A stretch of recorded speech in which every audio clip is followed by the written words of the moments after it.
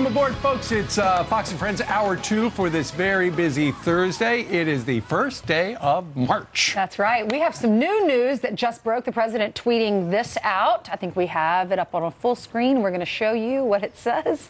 Here it is. Many ideas, some good and some not so good, emerged from our bipartisan meeting on school safety yesterday at the White House. Background checks, a big part of conversation. Gun-free zones are proven targets of killers. After many years, a bill should emerge. Respect Second Amendment. Right. He's got some principles he wants us to consider, and it looks like Toomey Manchin bill is front and center, along with the Fix Nix bill, which is Cornyn-Murphy, Murphy being the Democrat, Senator Cornyn of Texas being the Republican.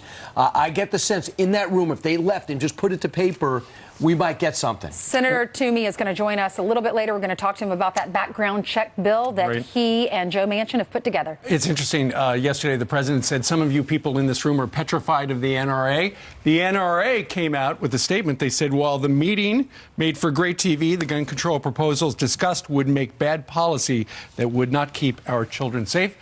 Senator Toomey will talk about that and so much more with Brian in about 10 minutes. All right, 2 minutes down after the top of the hour. So we're looking at, yesterday we had our privilege to have the acting director of ICE on our show, at which time he was obviously upset, and who wouldn't be. He's trying to get illegals out of this country, illegals who have broken the law in many respects, not just coming here, which breaks the law, overstaying visas, committing crimes. He had about a list of 800 people to pick up in California. Well, then the Oakland mayor, Libby Schaaf, decides to give a warning about the raids, and therefore he had 150 pickups instead of 800. Here's the mayor not backing down. She is not sorry about this.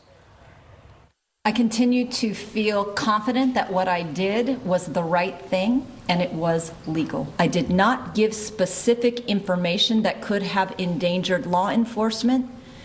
I encourage people to not panic, but to know their rights, to know their responsibilities, and to know about the unique resources that are available in this community.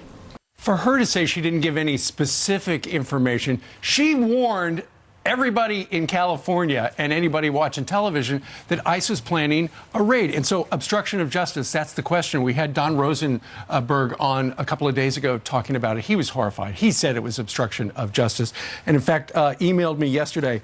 He lost his son, Drew, to an illegal. He said it's time for the Justice Department to act because the politicians in California are not just laughing at the administration, but are becoming more empowered to protect criminals at the expense of the law-abiding. Keep in mind, they had 1,000 people on a list they were going to go. We're talking about criminal aliens. They were only able to get 150, 864 skated. And Tom Homan, the acting director of ICE, said they are looking into whether or not the mayor committed obstruction of justice.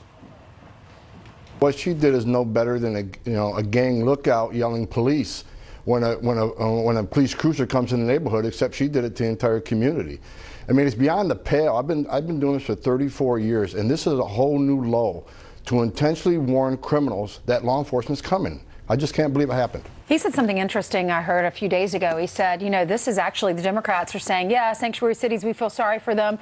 We feel sorry for the illegal immigrants. And he said it's really in their best interest to have ICE working the way they used to work. Whereas if a criminal illegal alien did something wrong, they would go to the jail. They would be, you know, put behind bars, and ICE would be there waiting for them because they had done something wrong. They were criminals. They had broken the law. But now what they're having to do is they're getting a list of who's broken the law. Then they have to go into the neighborhoods, then they have to knock on the doors. It not only puts their agents at risk, but they have to, someone comes to the door, they're looking for the criminal, they arrest that person, but if they discover that other people in their family might be here illegally, then they have to take them in. So it's actually doing the illegal immigrants more harm, according to them, than good. After the mayor warned people, you know, there could be ICE raids, there were all these experts who were giving suggestions to people regarding ICE, and they said, if ICE knocks on your door, you don't have to open it. So don't open it. Right. And call a lawyer. So Evelyn Rodriguez, who had her daughter killed by an MS-13 illegal immigrant. And her daughter was killed, not had her killed. Sorry, just to clarify. Right. Her daughter was killed by MS-13. So across the border, they believe during that whole surge of underage siblings who came here without parents, remember that whole surge? She was on with Ainsley earlier and said this. Please keep his word. in the sense of helping our law enforcement and, and getting the funding that they need, because if they can't do their job properly, we're back to square one. These individuals are ruthless. They do these crimes and not think about the people that they're hurting. I just hope and pray one day that this stops. Well, something has got to be done. And yesterday the president was talking about it would be great to have comprehensive gun reform. At the same time, it would be great if Congress could do something in a comprehensive way regarding immigration.